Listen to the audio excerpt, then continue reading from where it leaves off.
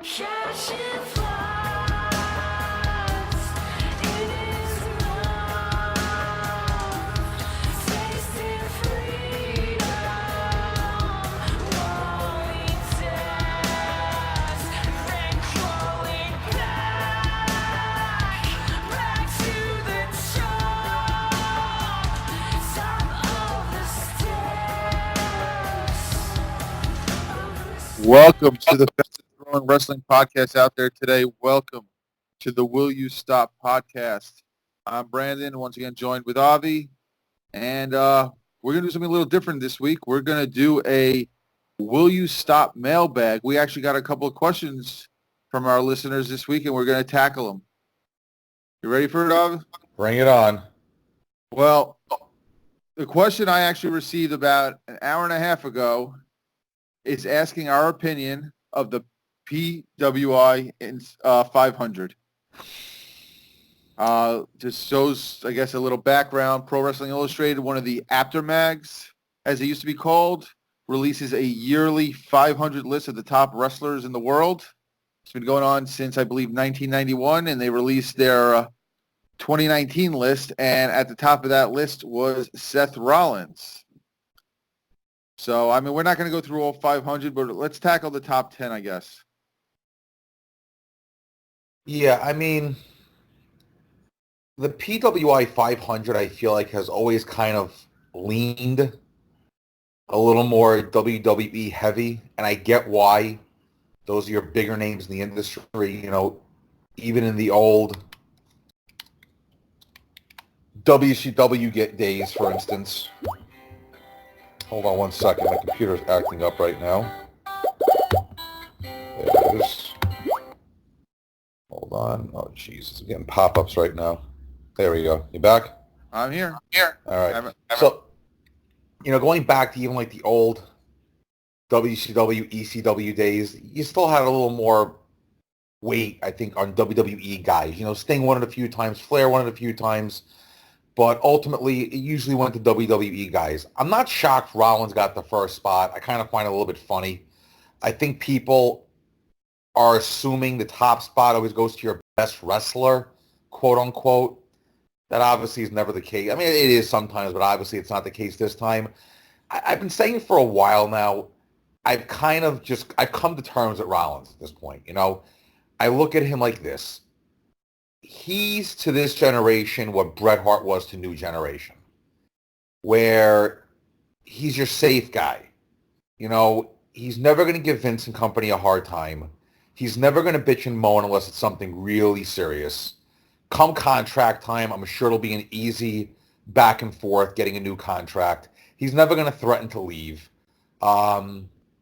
You put him in an angle, he'll make the best out of the angle. He'll never give you a terrible angle. You put him in a match, he'll never give you a terrible match. He's not going to give you a 5-star classic every time, but depending who he's working with, you're going to get a passable to a good match every time. Like I said, he's a safe bet. He's a Bret Hart. You're not going to get too much on the mic. You're not going to get anything too exciting out of him, but he is going to be your worker.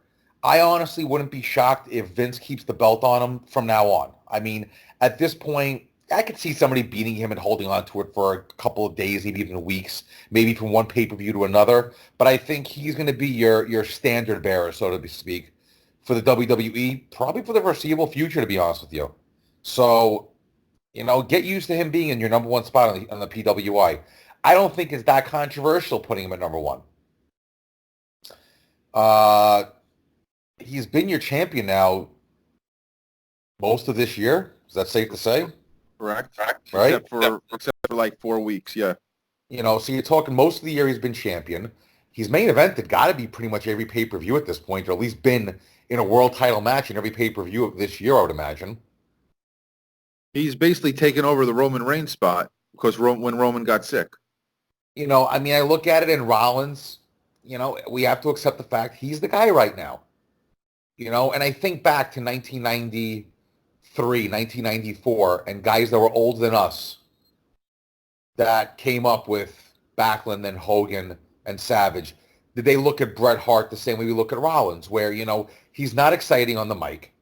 he's never going to give you, and it's an insane angle where you're basically sitting there scratching your head like, wow, where's this going to go next? But ultimately, he's your safe bet. You're going to get good matches. The mic work isn't terrible. And to Vince and company, he's never going to be a pain in the ass. He's going to be your company man through and through. And if 10 years from now, he's still on top and still world champion, I still wouldn't be shocked. You said that, use the perfect word, safe. Like I said, he's a guy, he's not going to leave for Hollywood, and trust me, Hollywood is not going to come calling anytime soon. He may get a spot in a movie or a spot in a TV show. He's not going to be a mainstream actor anytime soon. I think he loves the business. I think he takes himself seriously as a world champion. He's your modern-day Bret Hart. That's all he is. And honestly, I have no problem with him being number one in the top, 500. Who else you're going to put there? Honestly, who else could you really consider putting number one in your PWI 500? I think the closest that they have is actually who came in number 2 with Daniel Bryan. He held the WWE title. I mean, they go from, I believe it's July to July. That's their rating period. So for most of that period, Daniel Bryan held the WWE title for 5-6 months. So I guess at number 2, that's a good choice. Yeah, I mean, I don't think it's a horrible list this year, honestly. We've seen far worse lists. And the lists have never really been that bad. They've never been that controversial. I remember when people are whining that John Cena won it. How could John Cena have not won it? To me, if you're the guy, you get number 1. And if you're a supporting act to the guy, you should get number 2, 3, 4, and 5, etc. People that are bitching that Kenny Omega didn't get a top spot, what did he do, honestly, in the last, got to be 6 months or so to really get that top spot? We're waiting for AEW to get off the ground. If next year at this time, if Kenny Omega's not top 5 and AEW's thriving and he's doing well, then yeah, people have something to bitch about. Right now, there is nothing to bitch about with Kenny Omega. That guy hasn't been on wrestling's radar now for how long? 9 months.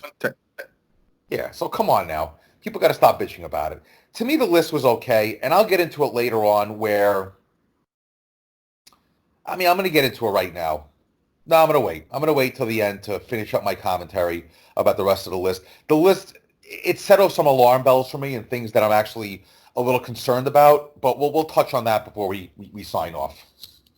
All right. Well, the other question I got tonight was that people want to ask us what we think could possibly be the two heads that are going to clash on Wednesday nights, AEW versus NXT. NXT starting 2 weeks before AEW starts on TV. So technically, NXT's week 3 will be AEW's week 1. What could NXT bring to the table that is going to even come close to battling AEW on that first week? With its current roster, I mean, maybe they throw out a War Games match. That's the only thing I can think of is that, Vince and company sit down and they got to do something to get the attention off of AEW. And, maybe they pull out all the stops. I mean, I think back to our first Nitro at the Coliseum and you sitting there pouting because Raw had a cage match, a Hell in a Cell that night as the main event. Granted, it was a no contest Hell in a Cell, but it was a Hell in a Cell. And it can't be a coincidence that the night where Nitro premieres in New York, which has been WWE country since the beginning of time, they have a Hell in a Cell. So I think you may have something like that happen that night where you have a War Games match, possibly your first Hell in a Cell match for NXT. They're going to have to pull out something to differentiate between them and AEW. I don't think they have the cast or even the hot enough feuds. I mean, listen, a lot can change between now and October 2nd, let's be honest. We're sitting at what? August 29th right now. So you're talking roughly, a month and some days. Mm-hmm. Take a look at it. Basically looking at 5 weeks. Is 5 weeks enough time to get a hot feud? Absolutely. Absolutely. With the brain trust running WWE right now, I don't think they have enough time, but I think if they had real enough or good enough brain trust, they could. I think you're going to see a War Games match. You may see a Hell in a Cell, maybe a ladder match. They're going to have to put all the stops to get some kind of attention because I'm telling you right now, you know that first AEW show, they're going to give you everything, including the kitchen sink. Yep. Whatever AEW has in their arsenal, it's coming out that night. And it's going to come out your second week and your third week. Things aren't going to calm down with AEW till probably a good 2 or 3 months in. Listen, look at your first couple of Nitros. Let's pull it up right now. You got the Google machine in front of you? I do. Let's pull up the first couple of Nitros and look at the main events that they were giving us every week. Because I believe your first Nitro main event was... Wasn't it Hogan versus the Boss? Or I Boss? believe so. Bubba Rogers. It was Hogan right there. Yeah. So let's pull up your first. Let's look at your 5 first Nitro main events. Pulling up Nitro now.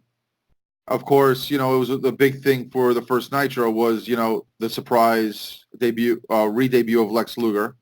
Right. And listen, AEW may pull something like that, but let's just look at the main events. The main events to me is what really set things up.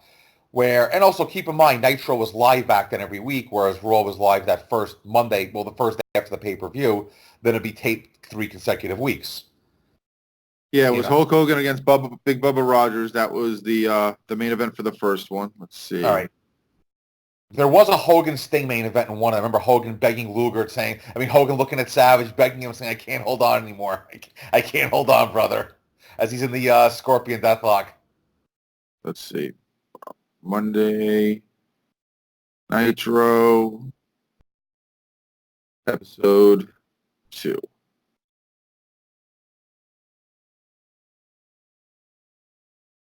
While I find this, as far as the question about NXT, in my opinion, there's nothing going on in NXT right now that would be able to even compete with what AEW is, just based on the buzz of AEW. I don't think anything's going to be able to compete with it. I don't care if they do a War Games, a Hell in a Cell. There's just nothing right now because they're kind of like that in between right now. I honestly do not see anything going on that they could bring. I really, really don't. I don't know, if Vince and company, you got to look right now, they're going for a hard brand split. And we've discussed, what do you do with guys that are struggling? So is there going to be an influx of talent coming down to NXT, of guys that were in NXT, came up to the main roster, couldn't make it? I don't know. If that's the case, been there, done that with these guys. Mm-hmm. And the only way they're going to try to do some sort of invasion angle where, main roster guys invade NXT. It's stupid. Stupid. That would honestly be stupid. If anything, I wouldn't even watch that. Listen, I'm watching AEW live, obviously. Yeah. I can watch NXT on the network the next day or I can just DVR, so it's not a big deal to me. But, I'm sure you're going to do the same thing. But let's be honest. If that was your idea, would you even bother watching NXT the next day? While we're on it, they're making a big mistake by putting it on a 24-hour delay. There is nothing that can happen on NXT that's going to be like, oh my God, I have to watch this live, that you can't watch 24 hours later. Yeah, absolutely. Listen, I don't know anybody that I've spoken to, honestly, that are wrestling fans. And some of them are hardcore WWE fans, and they have no interest in watching NXT live at this point. Honestly, they have the network. We have the network. You have the network. It's on USA. I'll DVR it, or I'll just watch on the network. Doesn't make a difference to me. But in either case, honestly, if their idea is a main roster invasion of NXT, I'm not going to bother watching. I don't give a shit. AEW is going to have to really screw the pooch for people to be watching NXT over them. I'm sorry, unless they're just hardcore WWE fans or NXT fans, and they don't care for anything outside the WWE bubble, then, I'll agree with that. I'll agree with that. Yeah. Episode 2, the main event was actually Luger against Hogan for the title. There you go. Episode 3. All right. I'm going to assume Hulk Hogan was in the main event before I find it. Right, but now if you think about it, that's basically Nitro was going out of their way to do. They were throwing the big names out there. There's no way AEW is not doing the same thing. It's just an impossibility. And that was the first head-to-head episode 2. Because remember, I believe the dog show was for episode 1. So they went for a world title match on their first head-to-head with the Raw. I'm curious, what was Raw's main event that night? Hold on. I'm looking at episode 3. Give me 1 second. Because honestly, I think back, Raw back then, when Raw and Nitro were going head-to-head at first, Raw really wasn't giving us bad main events either. It wasn't like Vince was just sitting on his ass saying, hey, do whatever you want. I mean, listen. It was 95, though. WWE wasn't exactly, lighting the fires in 95. Oh, neither federation was, let's be honest. I mean, on WCW, you had Hogan, Flair, Savage, Luger, Sting. WWE, you had HBK, who was basically at that point really finding himself. You had Hart, you had Diesel, you still had Backlund who was hanging around. I mean, both federations weren't giving us much, let's be honest. But this is a situation where, quite honestly, I can't think of anything NXT can do that's going to make me want to watch. I mean, even like last night, I'm watching, or not last night, I'm sorry, Tuesday night, I was just watching it last night. I watched the Buddy Murphy Mustafa Ali match, right? And I was talking to somebody about it, who was a wrestling fan, obviously. And we both agree, if you would have taken those two and put them in a different setting outside of a WWE universe, you probably could have gotten a good 20 to 25 minute classic cruiserweight match, WCW 1997 style. They would have given you a really good match. And what's really funny is that if you actually watch the match per WWE Universe style, it was a good match for the WWE. Mm-hmm. Put that match anywhere else, and it's a freaking snooze fest. Yep. But for WWE, that was actually a good match. And it speaks volumes about what you're seeing because, there's so many hits and misses in the WWE Universe right now, whereas there are two guys that could have given you a good match, that would have given you a good match, had you let them give you a good match, but they're stuck in this middling WWE over-choreographed, overemphasized, overselling style. I'm watching one spot in the match where both guys are laying there for no reason. Okay, sell the move. Get up. There's no reason to lay there for 3 minutes. We know you hurt your back. Get up. And you throw those two guys in New Japan or AEW or MLW or in TNA or Impact, for instance, and you're going to have a good match out of those two. And what's really sad is that we have to say the following sentence. It was a good match by WWE standards. First off, let me go back to this. The main event on that Hogan versus Luger was Shawn Michaels against Sid for the Intercontinental title. Interesting. And the third main event for Nitro on the third episode was Flair versus Brian Pillman. All right. I want to go back to what you just said. You're talking about Buddy Murphy and Ali. And to me, like you said, WWE has to be compared to itself. You can't compare to WWE. It's literally in its own bubble. And we talked about earlier how Rollins was safe for Vince. He's a safe bet. He's a good company man. He's safe. NXT to me is safe for Vince because Vince knows if AEW went against the main roster product, Vince would have to change the way he does the thing. But he's 74 years old. He's comfortable with how it is. So he's, you know what? NXT can change. My main roster doesn't have to change because AEW is not going against my main roster.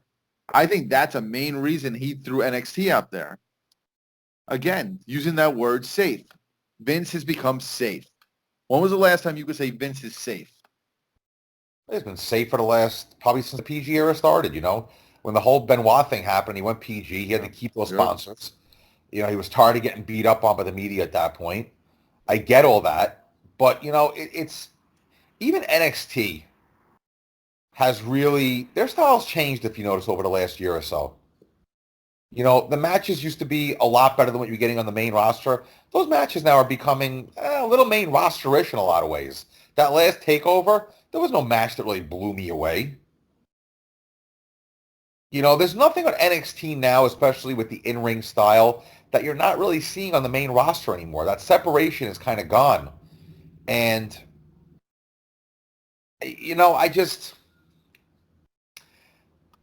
there's nothing I can think of in the WWE universe that's going to get that. And I'll tell you why now. There's not one character on that roster that the fans care about. Whether it's NXT, SmackDown, or Raw, There's just nobody connecting with the fans. And I'm going to give you the perfect example of how bad the WWE roster connects with the fans at this point. Sasha Banks gave her promo on Monday night. If you listen to the promo, it sounded very similar to Shawn Michaels' promo. I'm the icon. I'm the main event. I'm the reason you're all here. I believe it was right after SummerSlam 97 when he hit Taker with the chair. And the fans were turning on him at that point, and he knew it was time to go heel. Had you given Sasha Banks' promo to somebody the fans cared about, that would have been a great promo. Because it came across as real. When she did it, it came across as artificial, forced. It didn't resonate with the fans because this roster does not know how to connect with the fans. Sasha Banks, to me, looked and sounded like a robot when she gave that promo. But I'll tell you what, had she connected with the fans would have pushed her through that promo. Your promo's only going to be as good as you are connected to the fans. Flair's promos back in the day, whether he was a heel or a face, they connected because he connected with the fans. I mean, look at the stuff Hogan was saying in the 80s and Savage in the 80s. These guys must have been coked out of their minds. Half the stuff they were saying makes literally no sense whatsoever. But people ate it up. When Hogan came on and gave a promo, you didn't move. You couldn't understand most of what he was saying, but you didn't move. The Ultimate Warrior. Oh, yeah, I was waiting for it. Who understood a word this guy was fucking saying? If that guy wasn't coked up. We're going to crash. I mean, this guy sounded ridiculous. There was one episode of Saturday Night's Main Event where Vince McMahon goes, I understood the Warrior loud and clear. And Jesse Ventura goes, you did? You know, you couldn't understand. But they connected with the fans. Even Bret Hart, as vanilla as he was, connected with the fans. We gave a shit what these guys had to say. When Shawn Michaels gave that promo, I'm the icon, I'm the main event. You remember that promo I'm talking about? Of course. Okay, that connected with the fans big time. When Hogan, who was getting booed out of the building, turned heel and told the fans to stick it, yeah, that connected with the fans. So these guys weren't throwing out the greatest promos you ever heard. You know, The Rock is a whole different story. He was special. Remember there was one night I was watching Raw, and Jim Ross put it best. He goes, The Rock has this crowd in his hands. Mm-hmm. When a wrestler spoke, when Austin spoke, when The Rock spoke, you stopped and listened. They made you pop. When you watch Sasha Banks throwing out that promo, she's the example to me, a shining example of how disconnected this roster is with the fans. Where even when she paused, and we all know when a wrestler pauses, they're supposed to get a reaction. The reaction was so pathetic that you almost felt bad for her. You felt sorry for her. Because had the fans given a shit about her, had she connected with those fans, that promo, she would have knocked it out of the park. You don't have to be great at giving promos. You have to be great at connecting with the fans. Once you have the fans, they don't give a shit what you say. Exactly. Warrior, Hogan, Savage, coked out of their minds, rambling on about God knows what. Ric Flair, Dusty Rhodes. Look at the promos Dusty Rhodes would give. I mean, come on. Look at Taz back in the 90s, sitting in a dressing room with a towel over his head. If you connect with the fans, they don't give a shit what you're saying. We'll eat it up. Mm-hmm. That's how wrestling is. Look at Austin. Austin got over with one word. One word. What? Yeah. What? You know, and you know, you look at Michaels. If you really watch Michaels' career, his promos were never that great, probably until around mid-97. 92, 93, 94, 95, 96. His promos were garbage, but people ate it up because we ate him up. Undertaker. Go watch an Undertaker promo, I beg you. Brock Lesnar. Brock Lesnar can't talk for shit. Never has, never will. But everybody wants to hear what he has to say. When he talks, you shut up and listen. And he's probably the only one that I would say has a connection with the fans, even John Cena, as much as he was booed, as much as he was cheered, he got a reaction and people had to listen to him. This roster, say what you want about NXT, SmackDown, Raw, there's no one on the roster that connects with the fans. Anyone who came from 2010 on has no connection with the fans. And there was a point where I really honestly felt bad for Sasha Banks on Monday night because she really, you could tell, she wanted that promo to work. She did. Here's the thing I have with her. She doesn't come across as giving a shit about the business, and I think that's what's really turning off the fans to her. Because even when she gave that promo, as bad as I felt for her, now that I think about it, she wasn't into that promo. She was just reciting lines. That's all she was doing. That's part of it also. One of the reasons I don't have a problem with Rollins going back to him being number one in the PWI is that you can kind of tell he actually gives a shit about the business.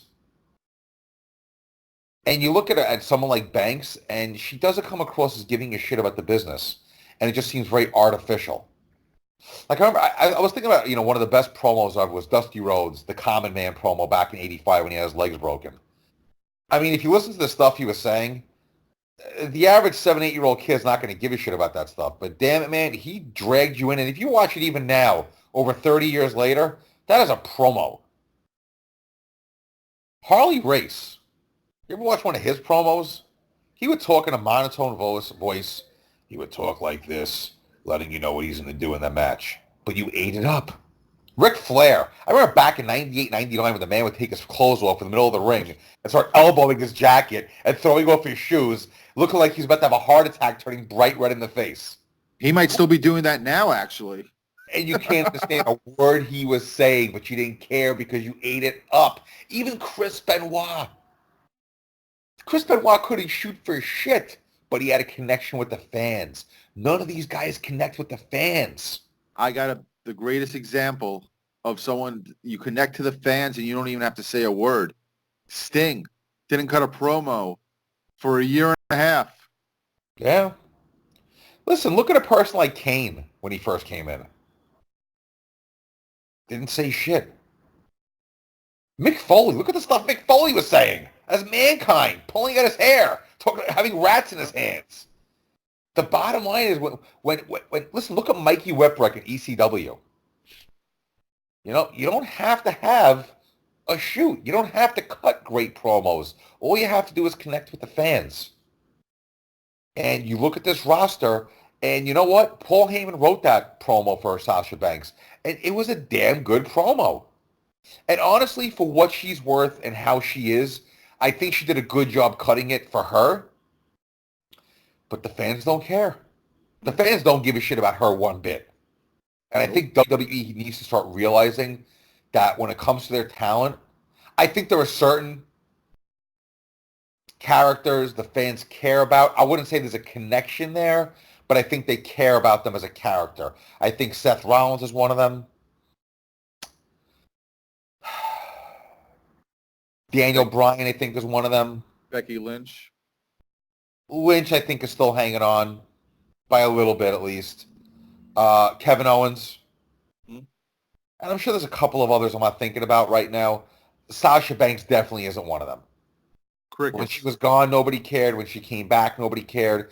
She just doesn't resonate with the fans, whether it's in the ring or out of the ring. She's not somebody, I just don't see longevity for her in this business. She got that return pop that most everyone gets because they've been gone for so long. But once that return pop was over, then it was crickets. No one cared. The next week and then this week, no one gave a shit.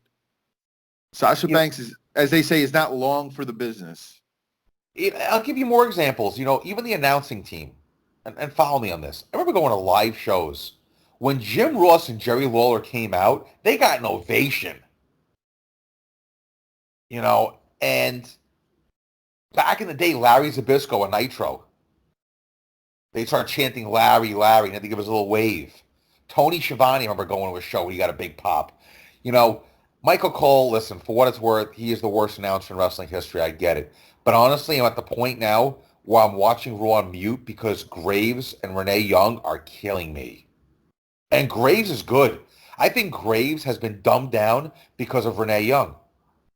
Honestly, I used to say that they sound like, two junior high school kids sharing a joke in the back of a biology class. They honestly sound like two 7-year-olds bickering in the backseat of a car at this point. They remind me of a brother and sister, 7, 8, 9 years old, bickering in the back of a car on a family trip. That's how annoying they've gotten. And you're saying Graves and Renee, but if SmackDown, it gets annoying too with him and Saxton. Agreed. It's just as Agreed. annoying.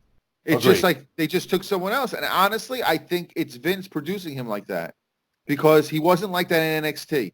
When he was doing his NXT work, he played the heel role and he was good. Even with Renee Young, when she was down there with him, it wasn't this bad at all. Yeah, it's awful. Him and Renee Young, Renee's voice, all you hear all night long whenever there's a Raw or whatever she's on is, ooh, oh, wah. It's terrible. At this point, I'm going to say it, WWE is way overproduced. Hmm? Every aspect of it is too overproduced. I've been saying that for a while now. I'm calling matches as I'm watching them. Yeah. Listen, I'm watching wrestling for a long time, but I'm telling you now, I'm not going to call a New Japan match. Maybe here and there I'll figure out a spot. But listen, we were watching the G1 last week. My God, the worst G1 match is a match of the year for WWE at this point. Last week, those New Japan matches, even though somebody fell asleep. For the record, it was 1:30 in the morning. But those matches blow away anything we've seen in WWE in years. And listen, I've said this for a while now. WWE was never really known for its in-ring work. Whether it was Ruthless Aggression, Attitude, New Generation, Golden Era, back from the 70s, even to the 60s. What WWF was good at, and WWF was good at, and WWE was good at, was telling stories. They gave you great angles with decent to good matches and occasionally a great match, where your Michaels Ramon ladder match, your Hart Bulldog match at SummerSlam, Michaels against Taker, Hell in a Cell. So you would get in your great matches, Austin Hart. But behind the great match were great stories. WWE was always known historically as great stories, like I said, with good enough matches to great matches occasionally. NWA, WCW, historically until the NWO, and even with the NWO, would give you okay storylines with great matches. If you look at your earlier Starcades, the Race Flair, that was a decent storyline. Rhodes Flair was really Rhodes Horseman. You always got, like I said, you got decent storylines, but it was great matches. ECW, for the most part, gave us both. But then when they got a little more on TV and got a little more exposed, you were getting great storylines, but you were getting good matches. WWE, like I said, was never known for giving us great matches. They were giving us good matches, sometimes great, but it was great storylines. Now you're getting overproduced piles of shit, but I don't blame the writers. I'm going to tell you why. The characters don't connect with the fans. During Attitude, those guys connected with the fans. Even during Ruthless Aggression, those guys connected with the fans. This roster doesn't connect with the fans, and that's where you're having your issues, because the only way you're going to get a great storyline is that the fans give a shit. If the fans don't care, you can come up with the greatest freaking angle of all time. You can come up with take Austin McMahon. If the fans didn't care about Austin, would anybody have given a shit about that feud? Same thing if they didn't care about wanting to see Vince get his ass kicked. No one would give a shit. Well, listen, Vince is a different story. People were dying to see what Vince McMahon was really like after all those years. But like I said, Vince and Austin made Vince and Austin. It was teamwork makes the dream work. But like I said, the fans cared. Look at The Rock and the angles he was in. He wasn't in great angles. The Rock and Sock connection was ridiculous, but it was hilarious because the fans gave a shit. You take the Rock and Sock connection script right now, and you give the two guys in this roster, and nobody's going to give a shit. Would you say that's AEW's biggest opportunity that they need to do more than so much storylines or matches. They need to make sure their characters connect with the fans. Absolutely. The characters have to resonate with the fans. If we don't give a shit, listen, it's like a TV show. It's like any TV show, Yep. right? Fully agree. You know, if you look at any TV show, there's always going to be characters you love, characters you hate, characters you don't care for, right? You know, you look at Sons of Anarchy. When that federal agent got killed, how many people were cheering all over the internet? This is an actress playing a role, but people wanted to see this person die so badly. I think You know? I think she actually got death threats too, like Yeah. real death threats. I think she But said. you know what? Wrestling is the same way. How many wrestlers back in the 70s and 80s got attacked by fans? Hogan got attacked when he turned. Freddie Blassie got stabbed. Jim Cornette got stabbed, I believe. How many times did fans rush into the ring when Austin or The Rock were in trouble? You know, I think it was a match between maybe Guerrero and Benoit, or Guerrero and RVD, where a fan rushed in the ring because Guerrero was about to win the belt. I think it was a ladder match. Yeah, with RVD, exactly. He pushed him off the ladder. Yeah, I mean, think about that, where fans are crazy, you know, for they want to take part in the match. You're not going to get that now. The fans are basically sitting down eating popcorn, half asleep most of the time.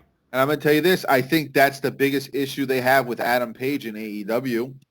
No one gives a shit about him. I mean, he's not connecting with the fans. And you got this one guy, Jericho, obviously connects with the fans, been around for 30 years. And then Adam Page is not connecting with the fans. That's my thing, though. I think Jericho can teach them, hopefully, will teach them how to connect with the fans. Because that's something you have to learn. You know, listen, you look at The Rock. When The Rock first came in, die, Rocky, die. Let me tell you something. Those weren't chants where they were saying die, Rocky, die because he was over as a heel. They legitimately did not want to see him in the ring. When Austin was the ringmaster, absolutely nobody gave a shit about that guy. Let's be honest. Most guys, when they first started, until they found themselves, no one gave a shit about. Listen, I'll give you a guy that didn't really find himself until he turned into a heel again, and that was HBK. When HBK beat Hart for the belt, those pops disappeared real quick. Fans, if you want to see something interesting, go watch Survivor Series 1996, where Sid beats Michaels, cheating, by the way. Sid's supposed to be the heel, and the crowd goes crazy when he wins. Yep, I remember that. I don't know if you were with me. I was at a house show at the Nassau Coliseum. Your main event was Sid against Taker, I think, for the belt, or Sid maybe against Yokozuna for the belt, one or the other, when Sid was world champion. And on your undercard, it was Austin against Michaels. Michaels wins the match. Austin at this point had just come in. I think this was around maybe the fall of 90. No, it had to be later on that. I think it was early 97 maybe. Early 97. Because when the NWO was really in full effect, there were NWO shirts all over the place. I want to say it was a house show, maybe early 97. And Austin loses to Michaels, and the crowd is booing Michaels out of the arena. I mean, booing him viciously. You know, and he was supposed to be a face.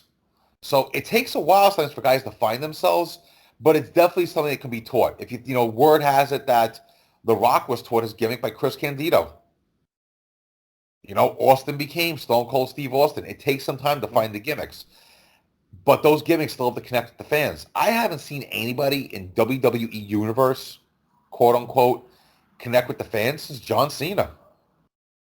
And switching back to AEW, they just locked in Dustin Rhodes to help develop characters for them, to help produce the talents, not for matches, but to help them produce. And if you say Goldust never connected with fans, you're out of your mind.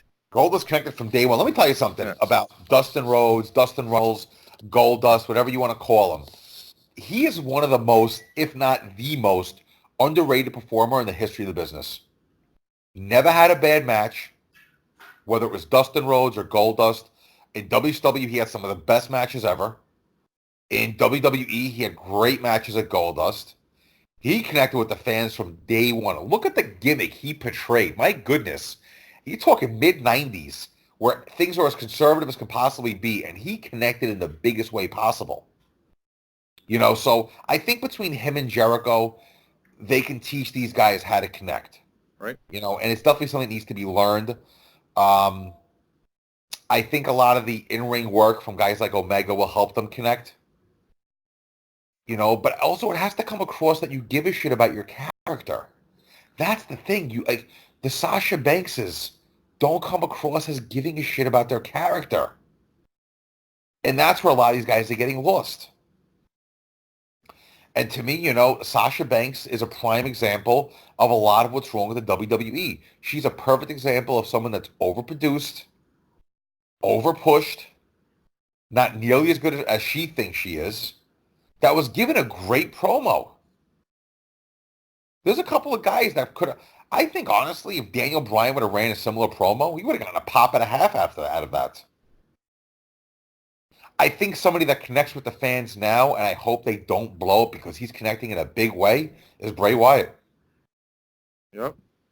Bray Wyatt's connecting in a monster way. And No pun intended. And that's not a guy you need to put the belt on. That's not a guy you need to have pay-per-view main eventing. Just build him slow. Let him do what he does, and he'll connect with the fans big time. All right, I got one more question, and then you're going to get into what you've been having. I guess it's what's grinding your gears, to steal a line from Peter Griffin. Last question: will and can CM Punk make a difference, whether he goes to AEW or goes to WWE? Short term, you're going to get a pop out of it. I think fans clamor for him to come back. In the long term, though, I don't see him doing anything. Listen, the guy was champion for over a year. Closer to a year and a half. I don't think he main evented one pay-per-view as champion. And he didn't draw a dime. I don't care what anyone says. No, I mean, the Summer of Punk was nice at first. It was cute at first. But after a while, it came across as very produced and totally worked. And when I mean worked, I mean as a total work. At first it came across something fresh. Oh, wow, this guy's shooting. This is great.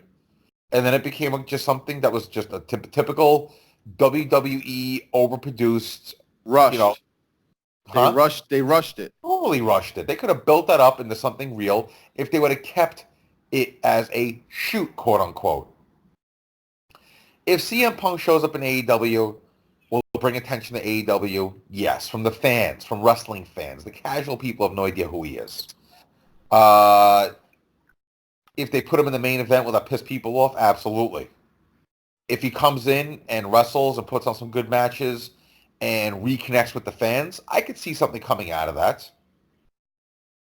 But at this point, I don't see him being that major of a player unless he's pushed the correct way. If he comes back, gets that big pop, and they push him the correct way, I think it'll be okay. If he comes back, gets that big pop, and next week he's fighting for the AEW title, that's going to piss fans off. In my opinion, I think he can make a difference depending on how he's pushed. In my opinion, he's not going to go after 5 years of not being in the business to being on the road every week. He's going to want a Lesnar type deal. And I'm not talking necessarily the money, but I'm talking about an appearance every few months. Which he's not worth. And it's not going to do anything. Him showing up every pay-per-view is not going to move a needle. I agree. Okay, so, those out there who think that CM Punk is going to make a difference, it's not happening. And I was a Punk fan 5 years ago. But you know what? He proved if he really cared about the business, he would have shown up after his WWE drama was done. He could have gone to Japan. He could have gone. He doesn't necessarily have to go to Impact because there's pretty. He could have gone back to Ring of Honor. He could have gone to New Japan and do some shots there. Yeah, I don't think he has any interest in the business. I don't think he's coming back. I mean, if he did, I think it would be a one-time deal just to get the needle moving if whoever brings him back. I just don't see him coming back. Just my own personal opinion on it. All right. Well, Avi, I have a little mute button here. I'm gonna press mute, and I'm gonna let you take it because you got something that's grinding your gears. I have a feeling I know what it's about. I'm you did What do you you did think Go ahead. What do you think it's about? I think it's about the fact that Velveteen Dream was higher on the list than Drew McIntyre. He's a big part of that. He's a part of that. So I'm pressing the mute button, and let me know when you're done, and then I'll chime in. Go ahead. It's all you. I did some thinking today, and I'm watching wrestling a long time, as I said. And for the first time as a wrestling fan, the future of this business honestly has me nervous. Not from a money standpoint. I think there'll always be money in this business. The business has been around now for over 100 years. Uh, More so from a talent standpoint, where I look at the pipeline of guys coming up, and I'm honestly scared of what I see. From your Adam Coles to your Velveteen Dreams to your Pacs to guys that, back in the 80s and 90s, you saw what was coming up the pike or down the pike from the indie scene, and you had something to look forward to, where you were like, okay, I can see this guy being a star. I can see this guy moving up. I can see this guy doing this and that. I remember WCW in the early 90s, you had guys like Brian Pillman, coming up down the pike, and you had Steve Austin, and you saw something with those guys. WWE, you saw your Bret Harts, your Shawn Michaels, and guys like that coming down the pike. What I see now in NXT, there's not one person on that roster I see as even putting a dent in this business. And, I'm at a point now where I really have to worry about the business where, Velveteen Dream cracks your PWI 500, obviously. I'm looking at the fact he's ahead of Drew. He's ahead of Braun Strowman. I mean, he's ahead of some of the bigger names in the company right now. And for what reason? I don't see this guy as a future of the business. I see him as a mid-carder at some point. He has to come up eventually. But if you're going to sit here and tell me that this guy is going to be the future of the business, that's just scary to me. And like I said, I look at NXT and I look at AEW for that matter, Impact, and a lot of other, NWA and New Japan. And what's coming down the pike is really scary to me. There's no great big men coming down the pike. You need your big men in this business. There's no guys that sound even remotely decent promo-wise coming down the pike. And right now, I could honestly say, it's hard to tell where the business is going to go. 10 years ago, do we have any clue who Seth Rollins was? He's on top right now of the business. Cena takes over in 2005. 95, the guy wasn't even in the business.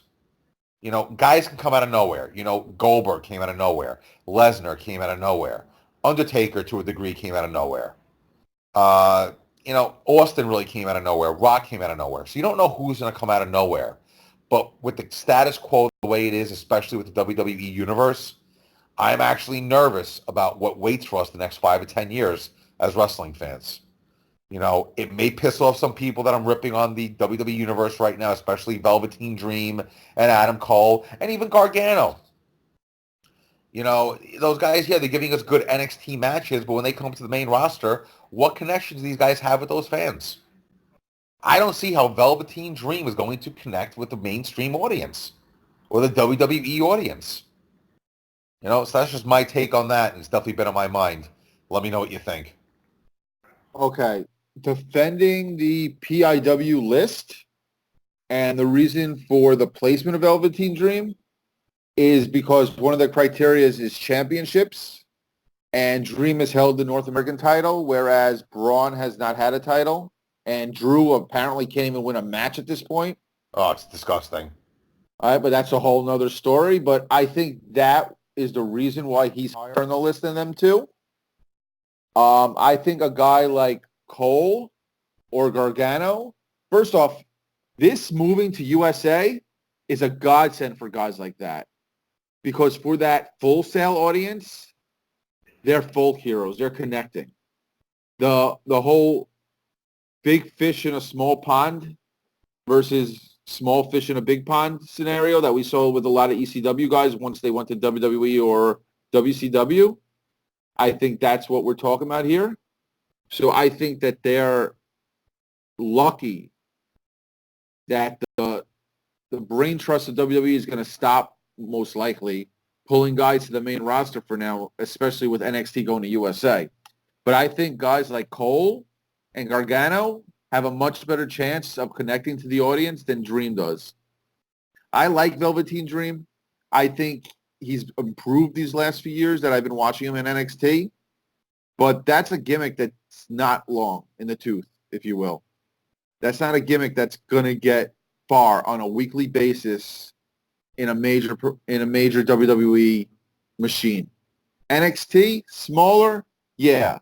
But it's also the same thing that was with Adam Rose. Adam Rose was majorly over with the NXT audience.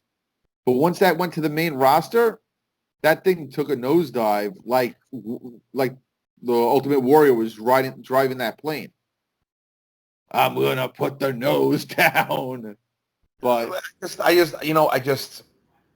I don't know, with Dream and guys like that, and just to me the future seems a little bleak right now for wrestling. It's just there were always those guys you kind of saw coming. I wouldn't say see coming, but you always knew who was out there, or at least had an idea. And like I said, guys come out. Listen, Cena came out of nowhere, Goldberg came out of nowhere, Brock came out of nowhere, Taker came out of nowhere, Rock, Austin. A lot of guys come out of nowhere. But right now, the way the system is set up, it's going to be hard for someone to come out of nowhere, especially for WWE. Maybe for AEW possibly you'll see that, but for WWE, the way it's set up now, you're not going to have that out-of-nowhere superstar, so to speak. And that's where I'm kind of nervous. Like, you look at NXT, what's coming down the pike. I mean, did you see any superstar material there? there's you talking someone to be the next Cena, if you will? I wouldn't even go that far because I don't think you're going to have your next Cena. I think that mainstream crossover superstar is kind of done, and I think even Cena mentioned that. But who do you see as your next the guy coming out of NXT? Don't get me wrong. I think Rollins is going to be the guy for quite some time. I think he's good. I think he's good for the next decade unless it's some kind of major injury. Barring any major injury, I see him as the guy for probably the next 7 to 10 years. I could see Adam Cole possibly being that. He's kind of in the same vein as Seth Rollins. Similar size, similar stature, a little bit of a different look, but pretty much the same look, the long hair, the beard. So I could see him, especially if they keep riding the whole group thing they're doing. I just drew a blank of what they're called. It's unreal. But I see him. I think Gargano could be like, if we're going to do next, Gargano could be the next Daniel Bryan, that type of character, the yes character, not so much the save the earth character. I think Gargano plays the underdog, the Tommy Dreamer well, but this is not guys who are going to like light the business on fire. So I get what you're saying. I mean, you got even your top guys right now in AEW. You got your Omegas. I mean, he's getting up there. Cody's getting up there. The Bucks. I mean, what do they got? Maybe 5-7 years left. AEW's got, a part of something AEW's got to think about is also with the guys they have signed is building stars. Yeah, I mean, listen, I look at the wrestling business now and the way it is where you have a bunch of players, so to speak, but not major players. It's hard to find a time in wrestling similar to this. I mean, back in the 20s, you had your Goldust Trio, and they were, you had guys like Ed Strangler Lewis and, Stanley Sabisco and guys like that. And then from the 30s to really the 40s, you had nobody. In modern time, I mean, even in the 70s, you still had Bruno and guys like that. I can't think of a time where you really didn't have any major players that were really shaking up the industry, if you know what I'm saying. And I think we're hitting a very unique time in the business with that. I got a name I'm going to throw out, and he might be it that I could think of. Bray Wyatt. Maybe not so much as The Fiend, but I think Bray Wyatt could almost have some sort of crossover appeal. I don't see that. I see him as an Undertaker type character. Taking on the monsters, maybe getting that occasional title run. What if they do a three faces of Foley type deal where he's basically playing two characters, the monster and the Fiend, and then a different character in the, Mr. Rogers character? I don't see it. I see him as an Undertaker type character. I think that Mr. Rogers type character is starting to get a little old at this point. There's not much you could do with it. I think it's a very one-dimensional character. I think The Fiend will be that character now where I see Undertaker type character. I think he has longevity in him. I think he's the kind of character fans can definitely cling on to, but I don't see him as that kind of major player. You know what I'm saying? I see him as an Undertaker type guy. I wouldn't say so much Undertaker as was an Attitude, where he was a major player on that level. I see him more Undertaker during New Generation, taking on the monsters and stuff like that. And they're going to make him a face. That I can tell you right now. Mhm. He's He's gonna not- just it's gonna be too popular, and he's Yeah. gonna have to be a face. And that happened to Undertaker. That's why Undertaker was turned face. He was just too damn popular. If you actually watch him even beating Hogan, crowd went nuts. As a matter of fact, I remember when Undertaker, I knew he was getting big. I want to say probably, he wins the world title at Survivor Series 91, and he's a full-fledged face by WrestleMania easily. And I think summer of 91, they were already talking about making him a face. So he was there less than a year before they even made him a face.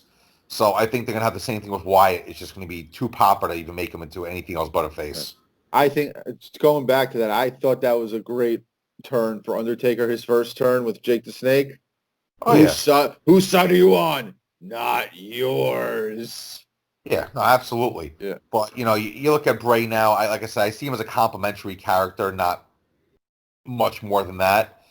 I don't see anybody really coming down the pike, like I said, that could be that next guy. But then again, like I said, 10 years ago, did we think Rollins would be where he is right now? It's true. I think So you 10 years ago, he was toiling away in ROH as Tyler Black. Yeah, so you never know who's coming down the pike, but he's not a superstar. He's the guy right now. But I think, like I said, as I said earlier, he's safe. They'll keep him around. He'll be champion. One guy I could see him as your next major heel is Jay White. I think he has all the makings of your next major heel. In I hope- AEW, not WWE. Yeah, in WWE, he's going to look just like Roman, Drew, and every other guy with long, black, greasy hair and a beard. So if he goes to AEW, I definitely see him as a great heel. He has the makings of a great heel. That being said, I don't know what the future holds for that guy, obviously. There are some guys in New Japan I could see being your next major heel. Jay Lethal, Zack Sabre, I could see being a great heel. I'm trying to think who else I can think of right now. What about Ospreay? I could see Ospreay as a great heel. They definitely have that appeal, so to speak. But that being said, like I said, I look at NXT right now, and there's just nothing there that really appeals to me on that level. All right, let me ask you a question. Is Jon Moxley a bust? You read my freaking mind. Holy shit. Holy shit, did you just read my freaking mind? I literally had it on the tip of my tongue. That's exactly where I was going to go. Holy shit. Let me just explain before you answer. Moxley gets hurt. He has the staph infection returns. That, first off, Tony Khan, you should not have let him go hardcore, not hardcore as in hardcore wrestling, but strong style in New Japan when you're getting ready for a major debut in October. 2, he pulls out now of StarCast. So, once again, now I'll ask you, is Jon Moxley for AEW a bust? Right now, yes, but I'll take it further. Me and you discussed this. I watched his match last week against Juice, and I have to beg the question. Is he trying to shake off the WWE dust, so to speak, for his in-ring work? Or is this guy just not a great in-ring worker? Because honestly, that match against Juice I wouldn't say it was bad, but by New Japan standards, it wasn't good. Is Jon Moxley a wrestler or a sports entertainer? That is the question that he needs to answer, because a lot of what he was doing in that Juice match was him being the sports entertainer. Yeah, And honestly, at at Fyter Fest, that match with Joey Janela, that wasn't a wrestling match. That was a sports entertainment match to me. To me, That was Dean Ambrose. That was not John Moxley. I mean, he came from the original, if I understand it, he started in CZW, Mm-hmm. which is garbage wrestling. Correct. And I mean, obviously his in-ring work was never that great, given that being the case. So, I mean, I have to look at it like, maybe this guy really just was never a great worker to begin with. And what you see is what you get. And if that's the case, I don't think AEW is really missing out on anything. Hmm? That I'm match, gonna go. that match against Juice, that was not a great match. And by New Japan standards, that was a garbage match. Yep. I'm going to go even further. And I know, this might be a little controversial because of who it is. I think Omega lucked out because I think he'll have a better match with Pac than he was going to have with Moxley. Because, yeah, you had Pac, the former Neville from WWE. But if you watch any of his Dragon Gate stuff in the last couple of years that he's been gone, he's developed into a really great character. And, yeah, he's got his flips and stuff like that. He's one of those guys, but so are the Bucks, and they're the best tag team in the world right now. So you know what? I think Omega lucked out, and I think he's going to have a better match with Pac than he would have had with Moxley. I'll agree. Listen, I'll be honest with you. It's just, you got to look at it like, WWE guys. I mean, or maybe just that, WWE guys. Maybe he's just a WWE guy where he fits well with that mold, so to speak, and really isn't a great worker because honestly, Juice is a good worker. Juice had some good matches in New Japan. That was not a good match. I guess it was a good match, but by New Japan standards, it wasn't a good match. And I'm going to tell you this, Juice Robinson was lucky because when he was in WWE, under the WWE umbrella, he only was in NXT. So he didn't get to that main roster where, things get slower and more plotting. He still had that bit of that NXT, which is more that ROH, AEW type style. So it wasn't so much a lot to shake as Moxley has to shake 8 years of working that main roster WWE style. Listen, I mean, you look at Buddy Murphy, Mustafa Ali. That match, throw it in New Japan or AEW, probably going to give you a great match. Under the WWE banner, they gave you a good WWE match. Again, WWE has to have its own classification because this is what's been created. This is the culture that's been created. WWE needs to have their own classification of a match. You can't compare a WWE match to an NXT match to an AEW match because WWE has its own category, its own standards, if you will. And the biggest issue I have with that is that, like I said, historically, WWE, going all the way back to the 60s when it was Capital Wrestling, was known for giving you great stories, good matches, okay matches, but with the occasional great match. What was the last time you got a great match out of a WWE event in any way, shape, or form? Not a good WWE match, a good match, period. I'm going to say Cena Styles from Royal Rumble 2017? Maybe even, it might even have been 2016, believe it or not, at this point. But, yeah. Yeah, that's what I'm thinking, right? There hasn't been a blow-away WWE match in many, many moons. Many moons. And I'm a WWE guy. And there has not been that, oh my God, you have to see this. The internet's going to explode type match. In fact, when was the last time Meltzer even gave a WWE match a 5-star rating? I think it was CM Punk. Yeah, probably. I think the closest you came was the Styles Cena match. I think got 4.75 stars. Right. And let's be straight. We're not talking NXT. We're talking WWE. Because I believe he gave Gargano and Cole a 5 stars. Yeah, I think so. So we're talking main roster stuff. So if you guys are listening, that's what we're discussing right now. So don't be coming at me with your hate tweets and stuff about, NXT. I'm a huge NXT booster, believe me, but we're talking main roster, and there hasn't been anything in nearly a decade to even come close. Take further. I mean, listen, here's the thing about WWE historically.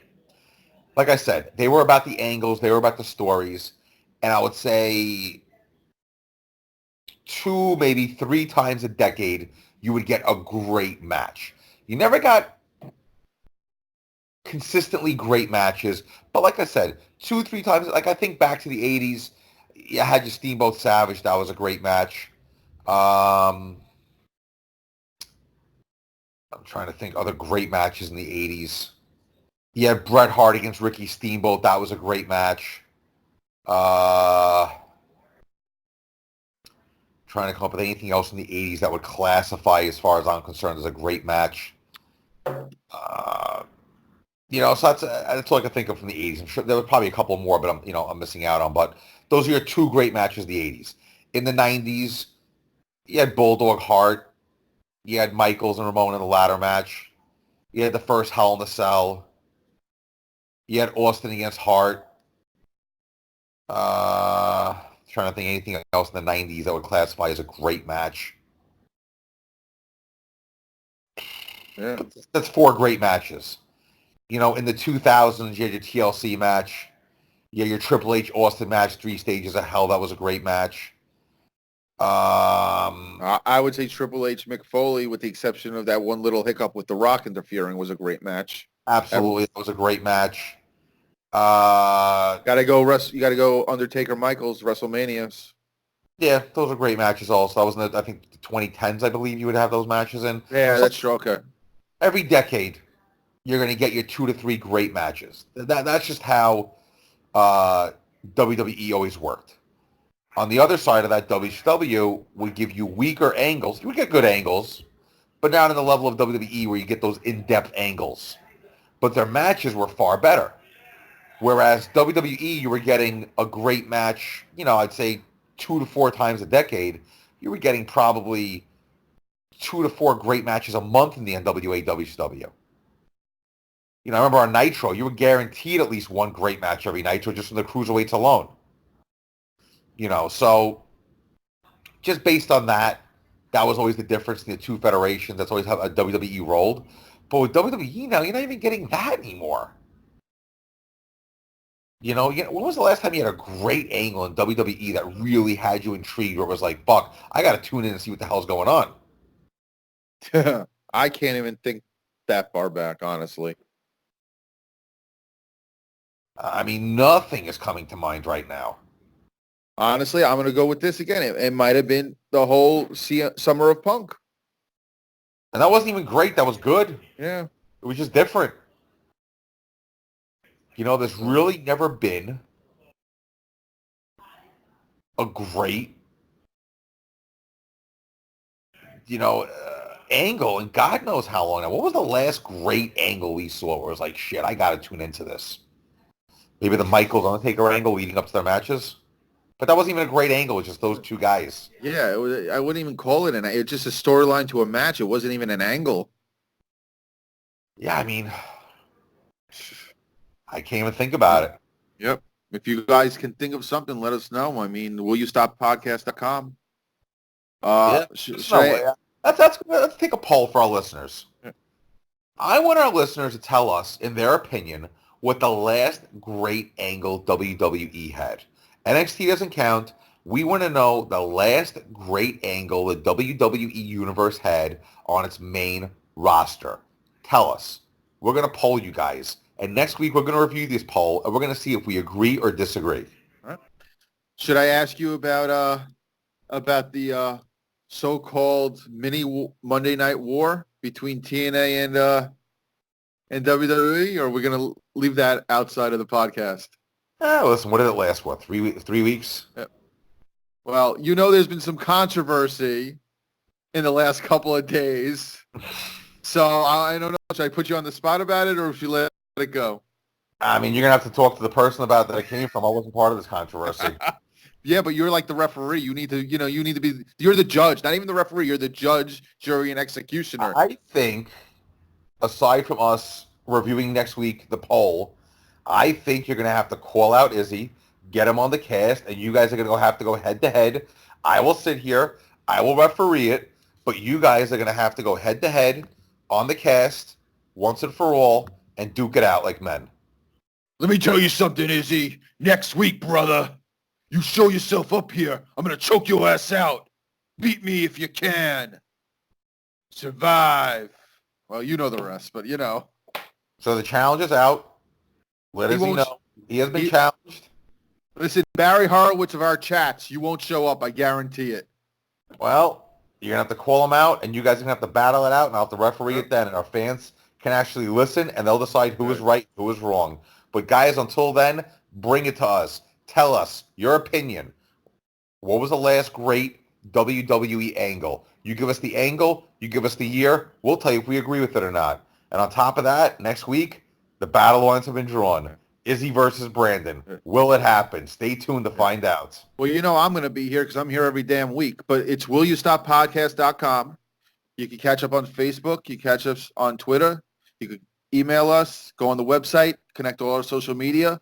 Join in the fun. Let us know what you think. What was the last great WWE angle on the main roster? What was it? Was it even any time in the last 10 years? Was there anything in 2010? The 2010s? Come on, let us know.